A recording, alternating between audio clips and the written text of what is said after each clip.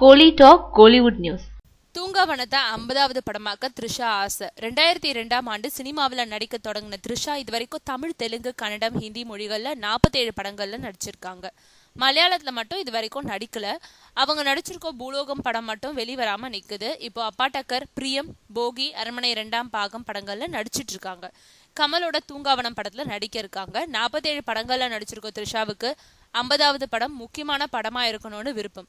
தூங்காவனத்துக்கு முன்னதா பூலோகம், அப்பாடக்கர் படம் வெளிவந்துட்டா தூங்காவனம் த்ரிஷாவோட 50வது படமாயிடும்.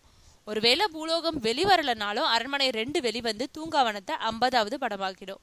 கடைசி நேரத்துல ஏதாவது ஒரு படத்தை தள்ளி வச்சோ இல்லனா முன்னாடியே ரிலீஸ் செய்ய வச்சோ தூங்காவனத்தை 50வது படமாக்க முயற்சி செஞ்சுட்டு இருக்காங்க.